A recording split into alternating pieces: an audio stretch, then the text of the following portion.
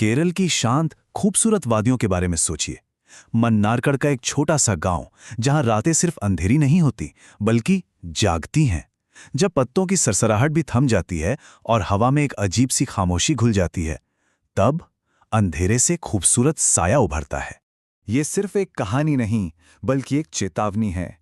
खूबसूरती, लालच और एक ऐसी गलती की दास्तां जो एक पल में, सिर्फ एक नज़र में जिंदगी को जहन्नुम बना सकती है। तो आइए इस अंधेरे सौदे की गहराइयों में उतरते हैं। तो कहानी की शुरुआत होती है नायर परिवार से। एक ऐसा परिवार जो उम्मीद और चिंता के बीच कहीं फंसा हुआ है। दीपक नायर, जो अभी अभी सरकारी नौकरी से रिटायर हुए हैं, उन्हें अपने परिवार के भविष्य की चिंता खाए जा रही है।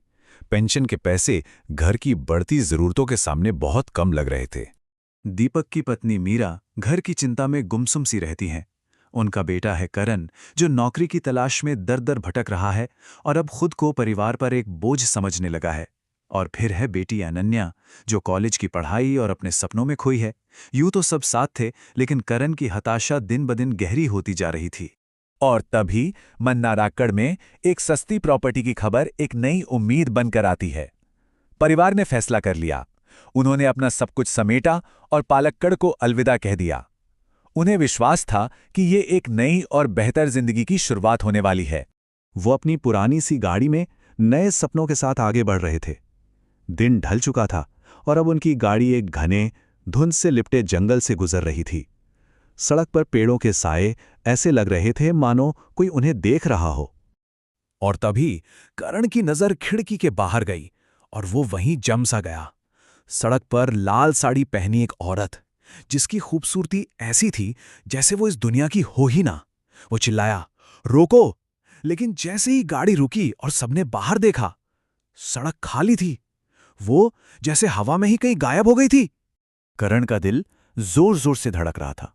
क्या वो सच था या सिर्फ उसके थके हुए दिमाग का कोई वहम? ये सवाल उसके जहन में एक बीज की तरह बोया जा चुका था, जो बहुत जल्द एक भयानक पेड़ बनने वाला था।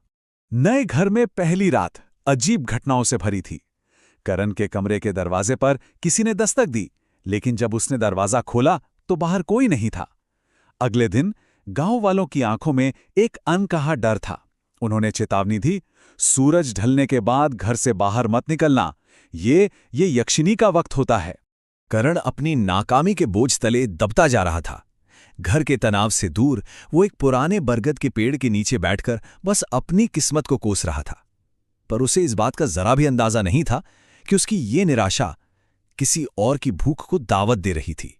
उसी रात जब करण छत पर अकेला था, वो फिर सामने आई। वही लाल साड़ी, वही नशीली खूबसूरती। चांद की रोशनी में वो क़यामत लग रही थी। उसने अपना नाम बताया, यक्षिणी, और कहा भी करण की आंखों में उसे कुछ खास दिखा है। उसकी आवाज और उसकी खूबसूरती का जादू ऐसा था कि करण सब कुछ भूल बैठा। तो जरा इस सौदे को देखिए। एक तरफ यक्षिणी ने करण के सामने दुनिया की हर दौलत रखने का वादा किया, पैसा, गाड़ी, सोना, जो भी वो चाहे। और दूसरी तरफ थी कीमत, एक ऐसी कीमत जो उसकी रूह को गिरवी रख दे। शर्त यह थी कि करण का दिल और उसका जिस्म हमेशा के लिए सिर्फ और सिर्फ उसका होगा।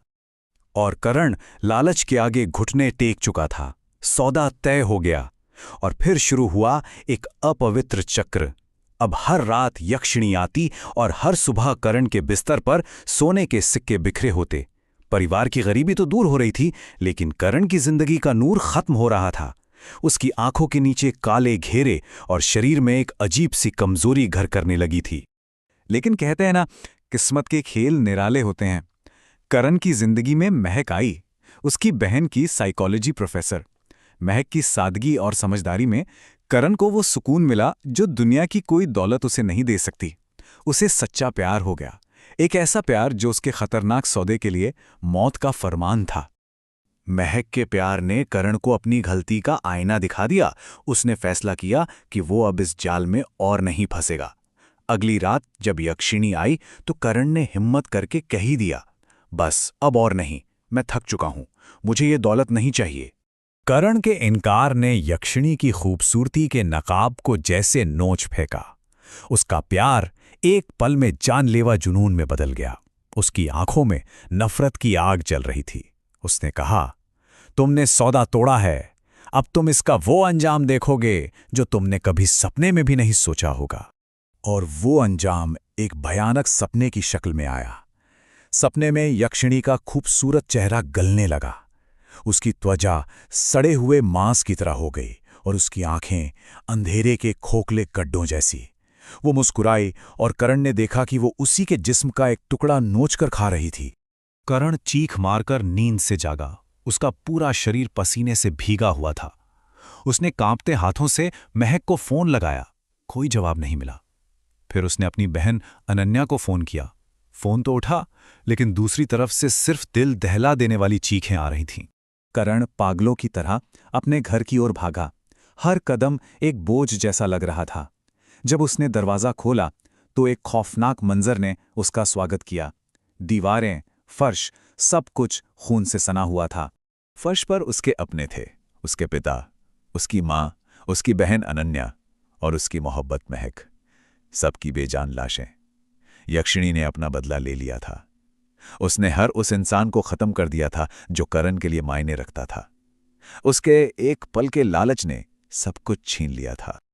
उस तबाही के बीच टूटे हुए करण के सामने यक्षिणी जाहिर हुई। उसकी भयानक हंसी पूरे घर में गूंज रही थी। करण के लिए अब कुछ नहीं बचा था। उसने जमीन पर पड़े शीशे का एक टुकड़ा उठाया और अपनी कहानी खत्म कर दी। यक्षिणी ने उसकी आखिरी सांस तक उसे देखा और फिर एक ठंडी मुस्कान के साथ हवा में गायब हो गई। ये कहानी हमें एक बहुत गहरे सवाल के साथ छोड़ जाती है। क्या दुनिया की कोई भी दौलत उन लोगों से बढ़कर हो सकती है जिन्हें हम प्यार करते हैं? ये सोचने पर मजबूर करती है कि जब हम लालच के लिए कोई सौदा करते हैं तो असली कीमत हम नहीं बल्कि हमारे अपने चुकाते हैं। आखिर लालच की असली कीमत क्या है? सोना या खून?